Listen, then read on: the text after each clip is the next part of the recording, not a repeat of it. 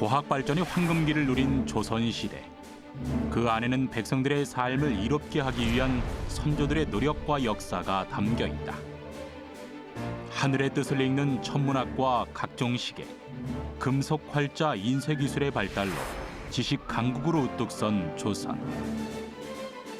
금속 인쇄가 가장 활발했던 조선시대의 한글 금속 활자에는 어떤 과학적 비밀이 숨겨져 있을까? 조선 최고의 발명가 장영실을 발탁하고 세종 과학 프로젝트를 완성한 무관이자 과학자 이천. 이천하면은 사실 이제 업적으로는 세종대 과학기술 발전에 가장 큰 공을 세운 인물이라고 볼 수 있습니다. 백성을 사랑한 실학자 다산 정약용에게 가려졌지만 국내 최초의 해양생물 백과사전을 만든 소남 정약전. 해양 생물에 관한 최초의 백과사전이다. 해양 생물, 바다 세계를 학문화했다. 지식강국 조선의 과학 발전을 이끌었지만 가려져 있던 이인재들의 이야기가 지금 시작된다.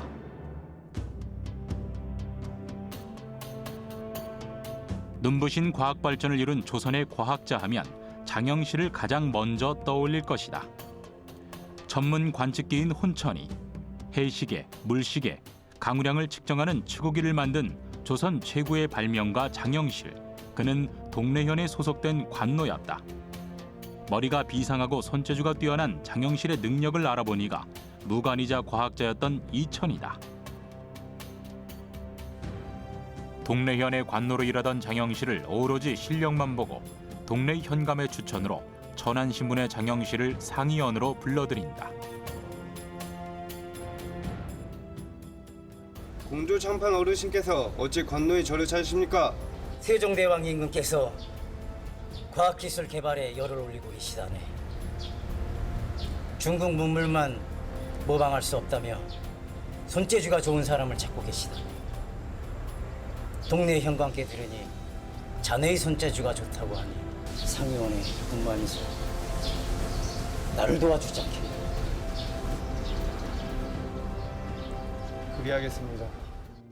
신분을 뛰어넘어 능력에 따른 파격 인사를 추진한 이천.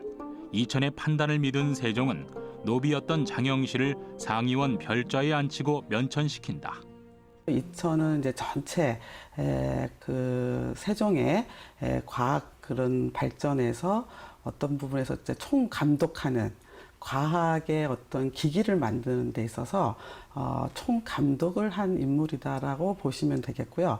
그런 과정에서 아마 이제 장영실을 발탁하고 또 이제 이순지와 함께 여러 가지 그 과학기구를 만드는 데 있어서 가장 리더 역할을 하신 분이라고 보시면 되겠습니다. 장영실을 상의원으로 이끈 이천은 세종시대의 장영실 못지않게 커다란 업적을 남긴 인물로 1376년 고려시대 명문가에서 태어났다. 고려 말 조선 초 재영과 이성계는 부정축제와 비리 혐의로 고려의 권신, 이인임, 임견미, 염은방을 처단한다. 염흥방은 이천의 외숙으로 이천의 부친도 참수형을 당했다. 당시 12살이던 이천은 동생 이온과 함께 동굴로 몸을 피하고 승려의 도움을 받아 죽음을 면할 수 있었다. 이성계에 의해 집안이 몰락했지만 이천은 태조부터 세종 시절까지 조선 왕조에 헌신했다. 이천은 18살에 무과에 합격하고 그의 동생 이온도 문과에 급제한다. 이천은 세종시대의 꽃을 피운 과학과 문화 발전을 주도한 무신이자 과학기술자이다. 무인이었지만은 그런 어떤 기기를 다루는 능력이라든가 그다음 전쟁에 있어서도 나가서 무기의 제조, 그다음에 새로운 뭐 이제 화약이라든가 이런 것에 대한 뭐 어떤 항시 이천은 어디에 이렇게 관직을 받아서 나아가서 할 때마다 무언가를 개선하려는 노력, 그다음 뭔가 좀 효율적으로 이 기기를 움직이려는 그런 아주 탁월한 능력을 보였습니다. 이천은 15세기에 세계 수준을 자랑하는 천문기구 제작을 책임졌고 화약무기 개발과 악기 개량, 도량형 표준화 등 여러 분야에서 탁월한 업적을 남겼다. 또한 장수로서도 뛰어난 능력을 발휘하여 대마도를 정벌하고 북방의 야인을 무찔러 사군을 설치하는 등의 전공을 세웠다.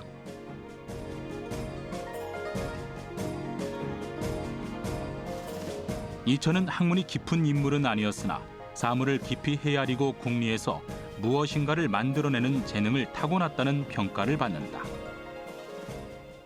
조선왕조실록에 나오는 에피소드 중에 하나 보면 이천이 그 지금으로 치면 이제 양평이죠.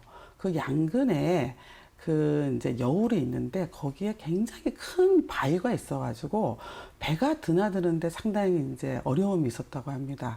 근데 이제 세종도 그렇고 다른 신하들도 상당히 무리하다고 지금 뭐 내년 봄이나 그거를 하자고 했는데 그럼에도 불구하고 이천이 고집을 세워가지고 그 바위를 그 뭐 병사들을 동원해가지고 완전히 그 깨트리는 그러한 공을 세웁니다. 거기에 이제 실록의 평가를 보면 남들이 어렵다고 하는 거를 과감히 하는 그러한 추진력이 있었던 인물이 아닌가 그렇게 보여집니다.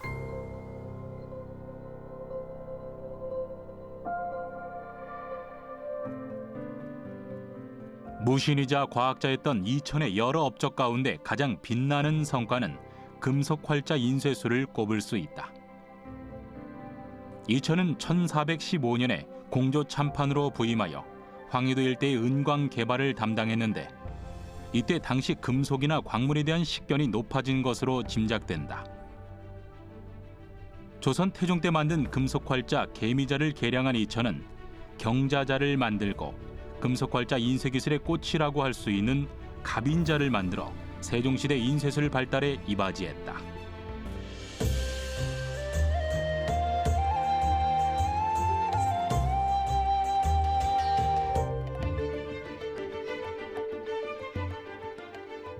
금속활자 인쇄에 대해 논할 때 고려시대를 빼놓을 수 없다. 고려는 세계 최초로 금속활자를 발명한 나라다. 충북 청주시에 위치한 고인쇄 박물관. 고려시대 때 만든 전통 방식 그대로 재현한 직지를 소장하고 있다. 직지 원본은 현재 프랑스에 보관되어 있는데 정부 차원에서 반환을 위해 노력 중이다.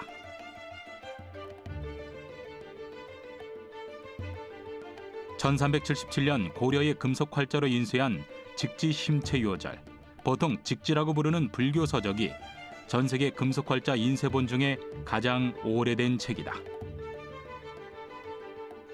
이는 1455년에 인쇄된 서양 최초의 금속활자 인쇄본 구텐베르크의 성서보다 78년 정도 앞선 것이다.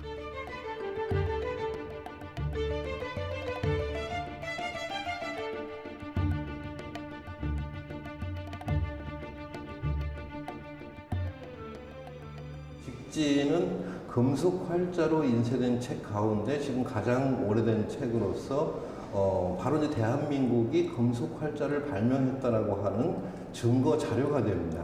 금속 활자는 결국 그 금속 활자 자체가 목적이 아니고 금속 활자를 이용해서 책을 간행하려고 했다라는 거죠. 직지는 다른 어떠한 발명품보다도 지식 정보를 전달하려고 했던 그 증거품으로서 중요한 의미를 갖게 됩니다.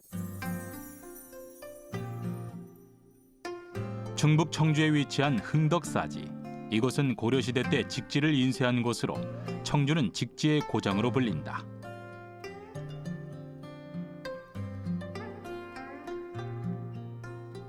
직지는 이제 고려시대의 중심부가 아닌 청주, 소위 지방에 사찰해서 만들어진 활자입니다. 그러나 이제 직지가 갖는 의미는 지방에 당시에 그렇게 크거나 유명하지도 않았던 사찰에서 금속 활자로서 출판 인쇄를 할 수 있었다는 정도로 고려시대 때는 그 금속 활자 인쇄술이 적어도 이렇게 보편적으로 중앙은 물론이고 지방까지도 이렇게 펼쳐져 있는 그런 수준이었다 이렇게 생각됩니다. 고려시대 금속활자 인쇄는 벌꿀에서 추출한 밀랍에 활자를 새기는 밀랍 주조법과 갯벌의 고운 모래를 이용한 주물사 주조법이 사용됐다.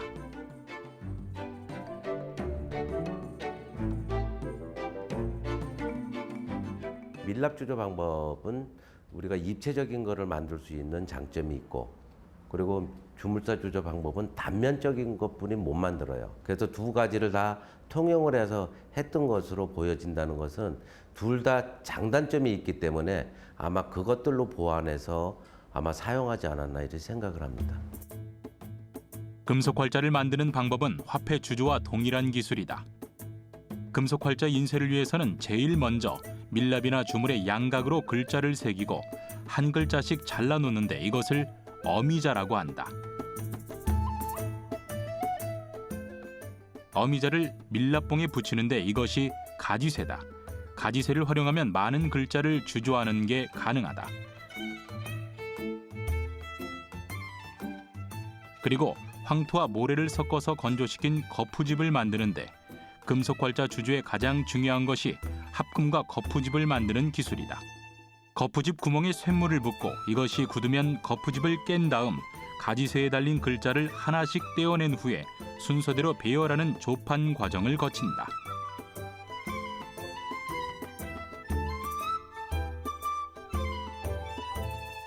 마지막으로 본격적인 인쇄 작업에 들어가는데 활자면에 먹물을 묻히고 한지를 올린다. 먹물이 잘 스며들도록 펴준 다음 한지를 떼어내는데 이 과정을 인출이라고 한다.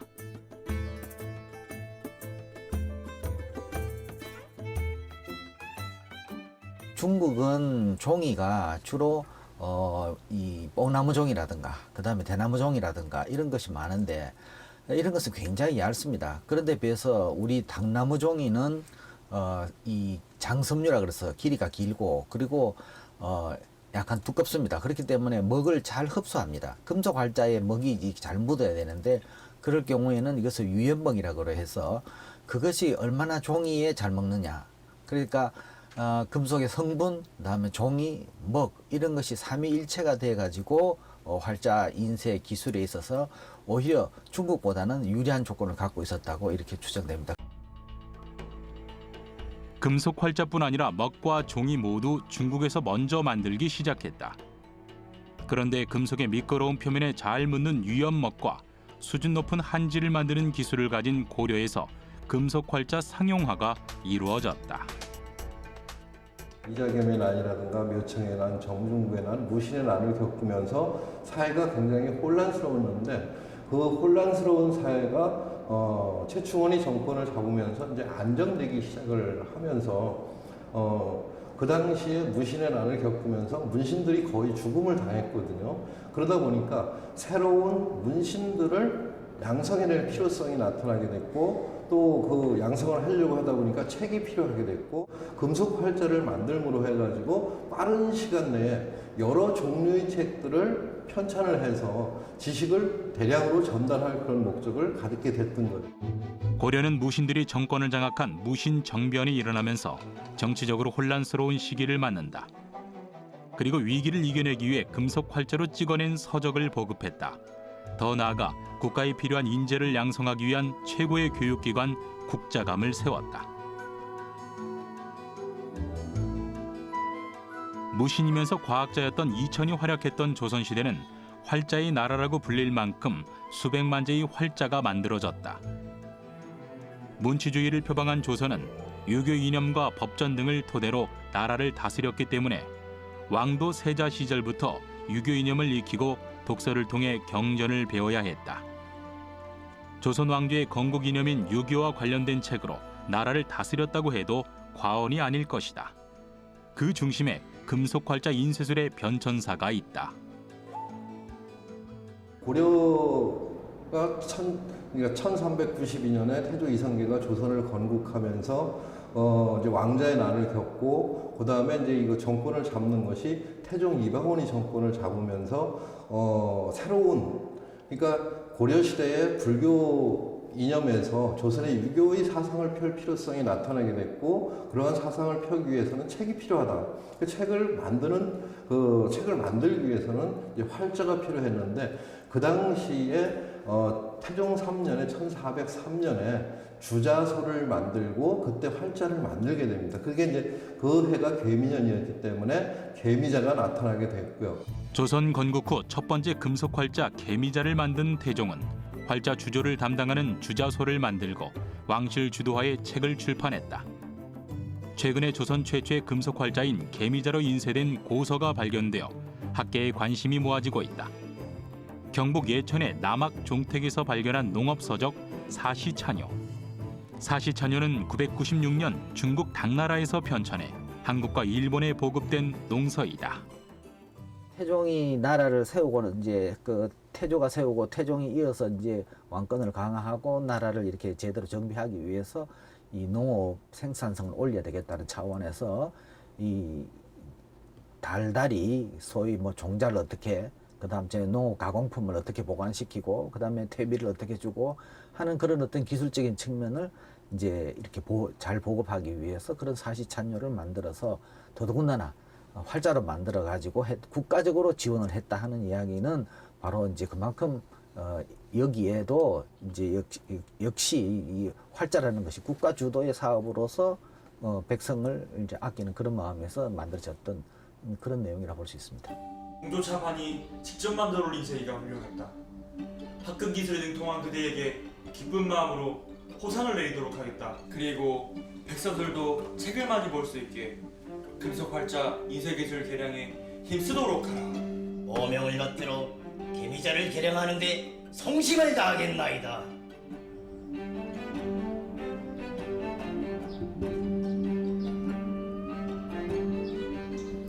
오랫동안 고생해서 개미자 개량을 끝냈다는 소식을 들었다.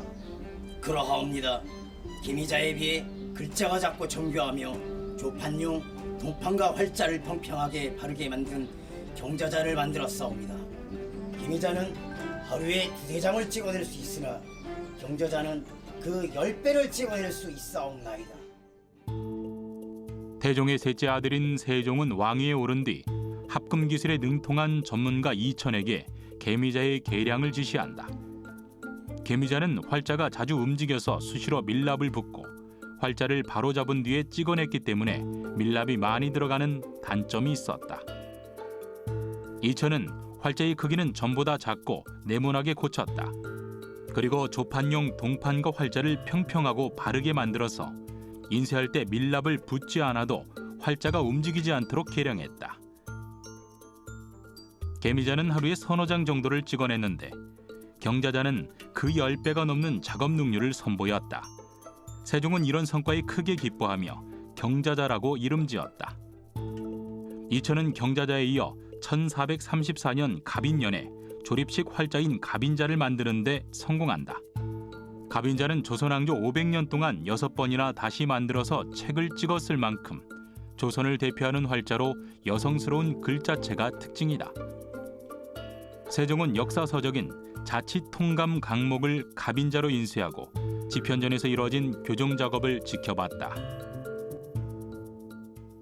활자도 오래 사용하다 보면 닳기도 하고 없어지게 되는데 이런 것들을 보완해가면서 6번씩 주조해서 개량시키는 활자가 바로 갑인자입니다. 그래서 대표적인 것이 갑인자에 해당이 되고 갑인자 같은 경우에는 또한 완전 조립식 조판 방법을 사용해서 이것을 인쇄를 했기 때문에 그 활자를 네모꼴로 해서 완전 크기라든가 이런 것들을 정형화해가지고 조립을 해서 가장 아름답고 또 책의 모양이 굉장히 잘 나타나는 것이 갑인자의 특징입니다. 왕조실록에 의하면 개미자 같은 경우는 하루에 수지를 찍었다.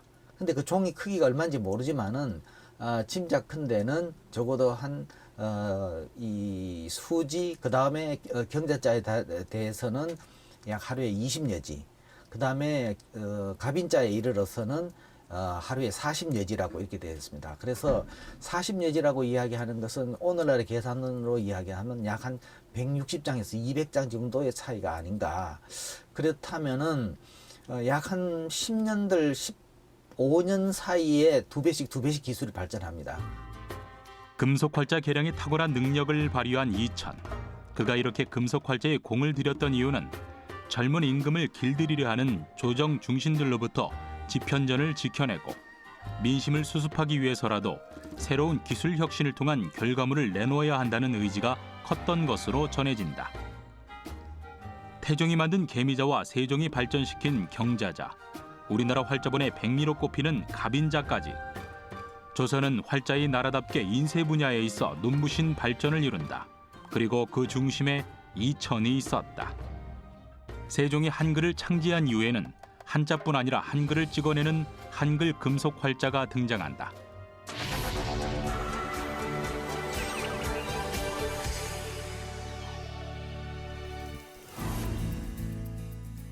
세종이 한글을 창제한 뒤에도 조선의 공식 문자는 한자였기 때문에 한자 활자가 대부분이었다. 하지만 왕세자 교육이나 백성을 교화하기 위한 유교 서적을 한글로 풀이한 언행본을 만들기 위해 한글 활자도 필요했다. 총 33만여 점의 국보급 유물을 소장한 국립중앙박물관. 이곳에 한글 금속 활자 750여 자가 보관되어 있다. 한글 금속 활자는 가로 세로가 1.3cm 크기인 대자와 가로가 0.6, 세로가 1.1cm 크기인 소자로 구분했다. 같은 이제 한 책에서 우리가 본문이 있고 또 주석 같은 게 있을 수 있잖아요.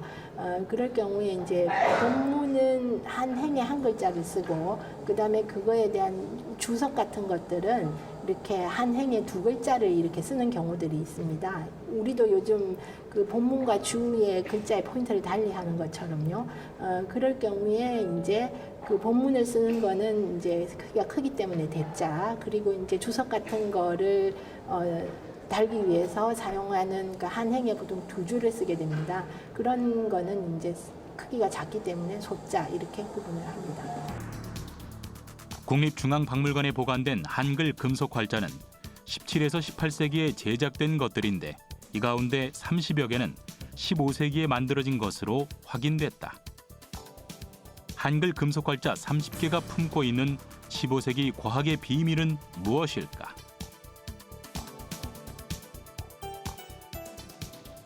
국립중앙박물관 성분 분석실. 한글 금속 활자 시료를 X선 형광 분석기에 넣어 성분을 분석했다.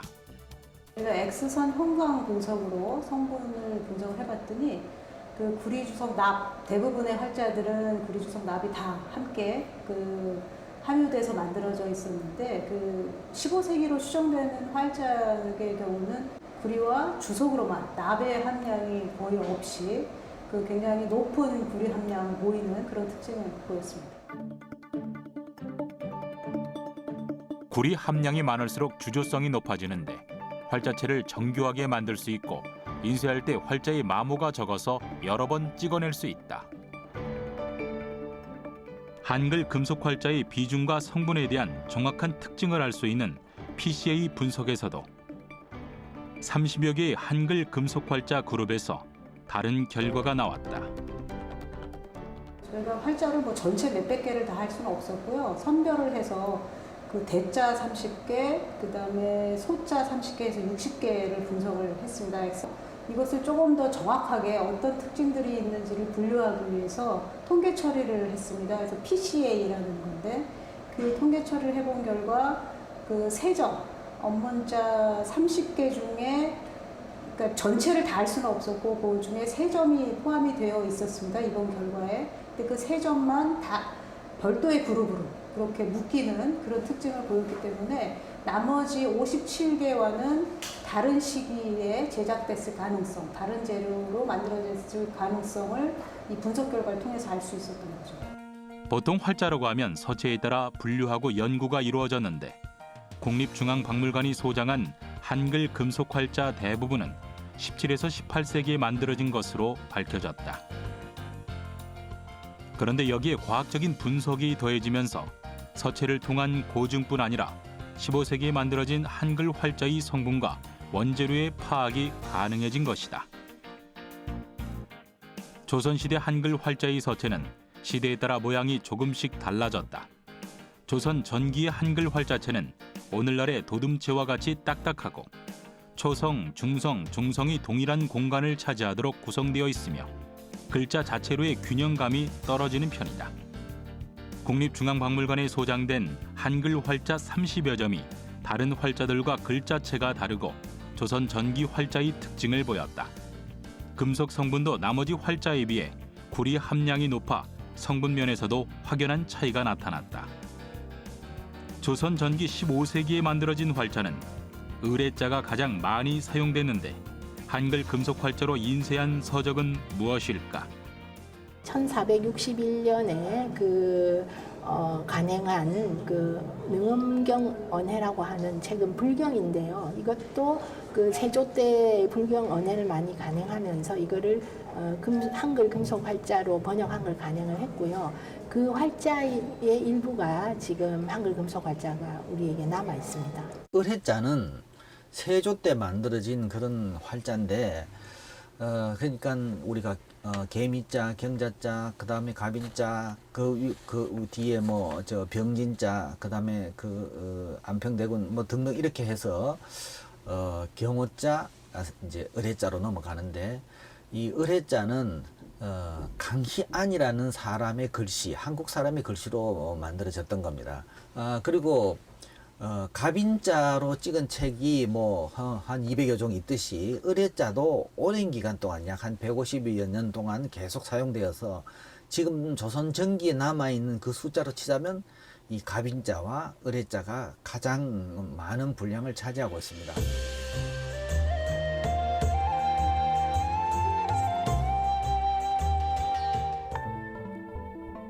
조선 전기의 각종 과학 프로젝트를 주도했지만 조선 최고의 발명가 타이틀을 가진 장영실에 가려진 이천이 있다면 조선 후기에는 실용적인 학문을 연구한 다산 정약용에 가려진 송암 정약전을 주목해야 한다.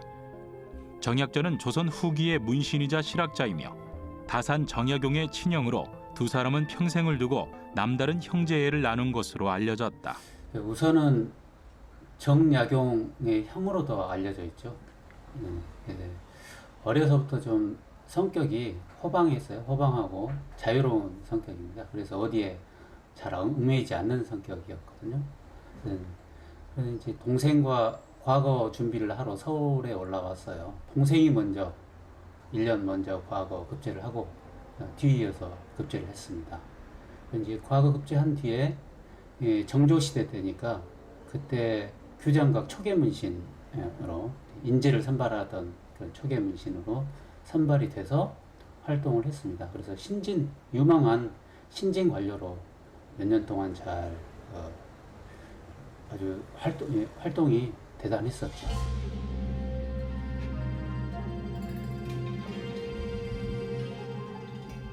17세기 초 중국을 통해 들어온 서양의 과학기술과 천주교를 포함한 서학이 전파됐다.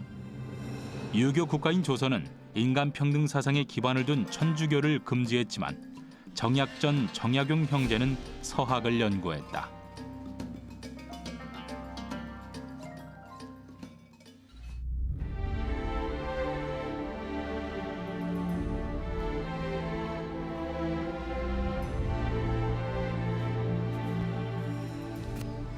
서학은 아비도 없고 임금도 없어서 백성들을 오랑캐와 짐승으로 만든다. 서학의 무리인 정약전은 흑산도로, 정약용은 강진으로 유배령을 내린다.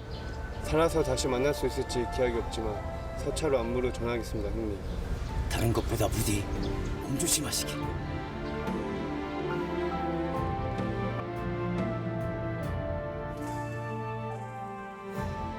정약전, 정약용 형제를 총애하던 정조가 세상을 뜬 뒤 이들은 나라에서 금지한 천주교를 접한 죄로 1801년 3월 각각 강진과 흑산도로 유배된다.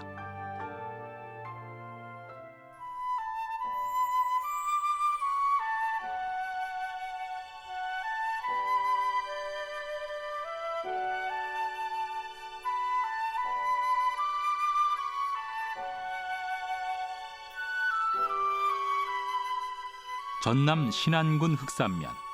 이곳은 육지와 멀리 떨어져 있어 양반 관료들에게 악명 높은 유배지였다. 문헌상으로는 고려 의종 2년에 정수계가 최초로 흑산도 유배자가 됐다. 이를 시작으로 조선시대 말까지 130여 명의 유배자가 섬 여러 곳에 머물렀다.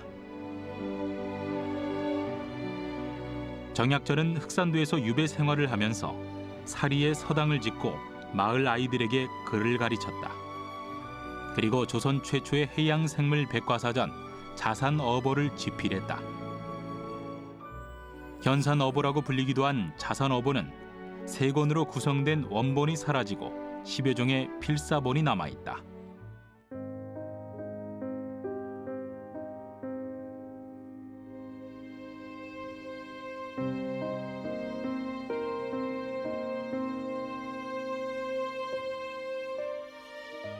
국가의 모든 문헌을 수집하고 정리, 보존하는 국립중앙도서관.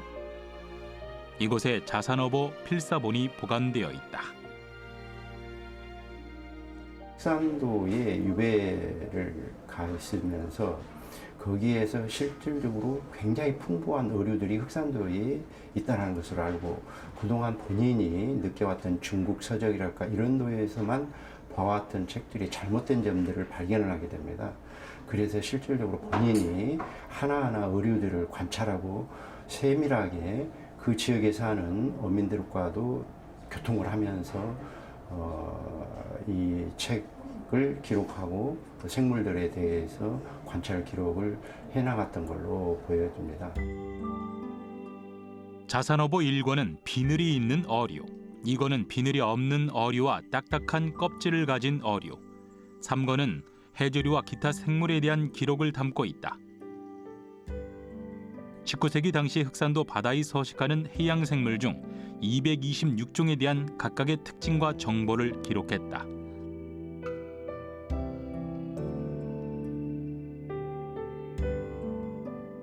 그러니까 226종을 다시 55개의 상위 카테고리화합니다. 상위 카테고리로 만듭니다.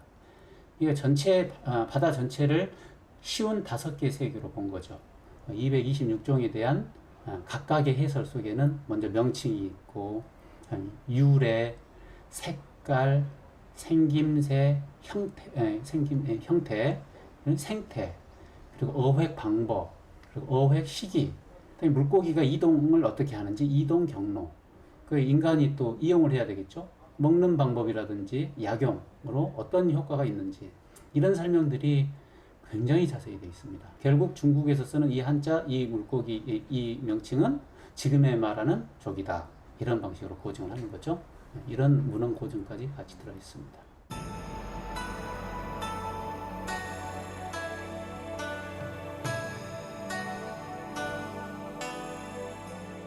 관찰한 사물의 이름을 짓고 비슷한 성질끼리 묶는 것을 박물학이라고 하는데, 정약전은 자산어보에 실린 226종의 해양 생물의 이름을 짓고 체계적으로 분류해서 정리했다. 비록 유배 중인 양반이지만 흑산도 주민들을 가까이 하고 그들의 도움을 받아 생선을 잡고 해부한 후 기록으로 남긴 정약전. 이것이 바로 학문 연구에 지위가 없음을 몸소 실천한 19세기 실학자 정약전의 연구 방법이다.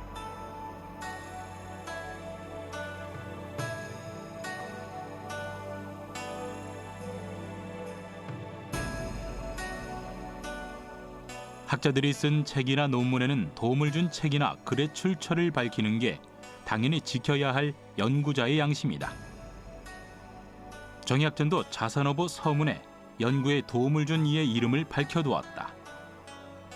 정약전에게 많은 도움을 준 이는 자산어보 서문에 등장하는 장창대라는 청년이다. 그 지역 사람들이 물고기에 대해서 여러 가지 이름으로 부르고 또 믿을 만한 것이 없었는데, 그 지역에 사는 그 장덕순이라는 사람이 있었는데 일명 창대라고도 합니다. 그 사람은 집안은 좀 가난했지만은 책 읽기를 굉장히 좋아를 했고 또 성품이 굉장히 차분했기 때문에 그 사람은 믿을 만한 사람이다라고 생각을 해서 정약전이가 그분의 도움을 많이 받고 이 자산어보를 기록하게 되지 않았나 이렇게 봅니다.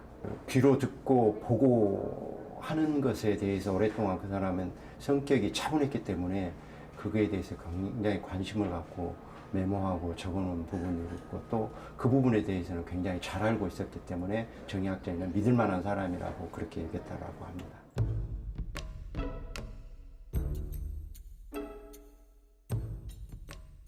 나와 함께 이곳 복성제에서 지내면서 흑산도 물고기 연구를 도와주지 않겠느냐.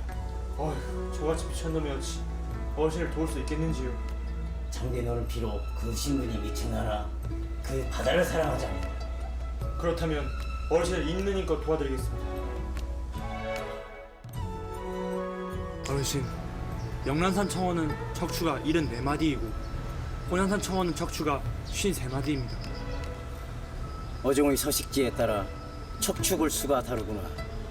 이 차이로 어종의 개군을 분류하면 풍부한 해양 자원을 널리 활용할 수 있겠구나.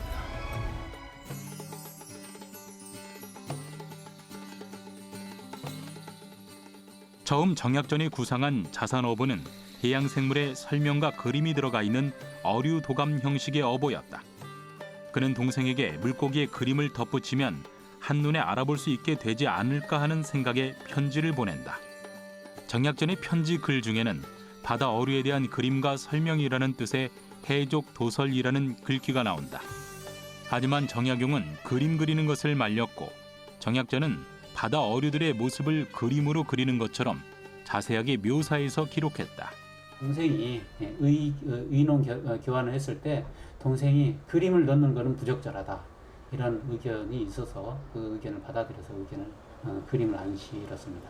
그래서 현대에 굉장히 안타까워하는 요소 중에 하나죠. 자산어보 내용을 보면 굉장히 신기한 내용들이 많이 나와요. 어떤 아구어 같은 거, 아구는 아시죠? 아구어의 수중 생태를 이야기를 하는데 거기에는 조사어라고 되어 있습니다. 원문에는 조사어라는 것은 낚시바늘, 조사가 낚시실입니다. 그 낚시실이 이렇게 머리 위에서 흔들흔들하면서 다른 물고기들이 이걸 먹으러 오면 그때 확 잡는다는 거죠. 그래서 물고기 이름을 아구는 성명으로 해놓고 표제어는 조사어라고 했습니다. 그 당시에 통용된 이름은 아니죠. 근데 정약전이 그 특징을 살려서 이름을 지은 거죠. 정약전의 마지막 업적이 된 자산어보는 그가 생을 마감한 뒤에 세상에 나오게 된다. 유배 생활 중에 서로에게 편지로 안부를 전한 정약전과 정약용 형제. 정약전이 생전에 흑산도에서 해양 생물에 대한 연구를 했다는 사실을 알고 있었던 동생은 형이 세상을 떠났다는 소식을 듣고 유고를 정리해서 자산어보를 완성한다.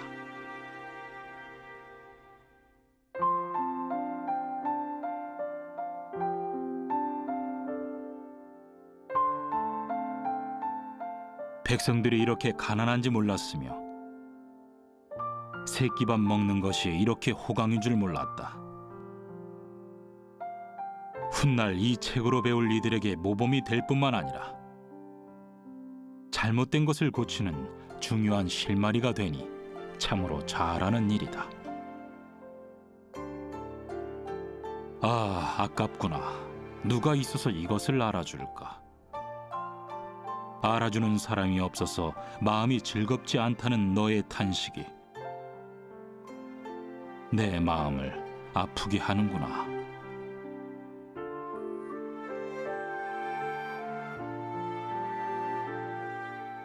우리가 흔히 알고 있기에 자산어보는 형이 죽은 뒤에 동생이 유배에서 풀려난 뒤에 시골 그 집에 찾아가 봤더니 하인들이 벽지로 쓰고 있더라. 그걸 발견해서 다시 베껴 써서 복원을 했다.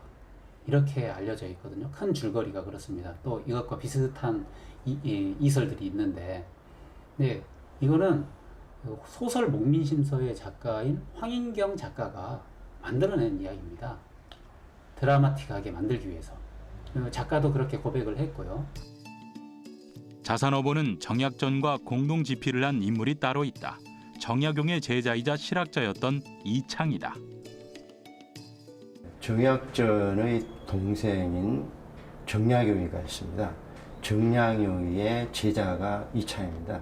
그래서 아마 그 관련해서 관심을 가졌지 않았나 생각을 합니다. 특히 이창 같은 경우에는 이제 실사구시의 학자적인 조금 배우는 사람으로서 세밀하게 연구, 고고해야 된다는 생각에서 중국의 문헌들을 더 세밀하게 조사를 해서 정약전의 현산어보와 대조를 해서 더 보충하고 더 추가해서 기록하지 않았나 이렇게 봅니다.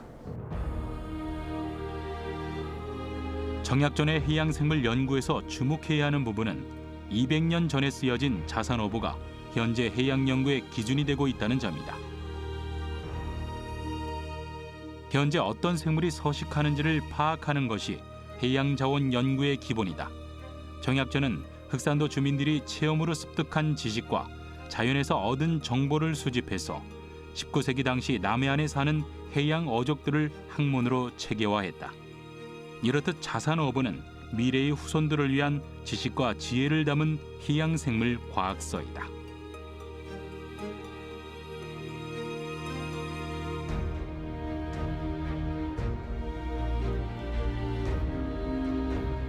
차가운 쇠와 뜨거운 불의 만남.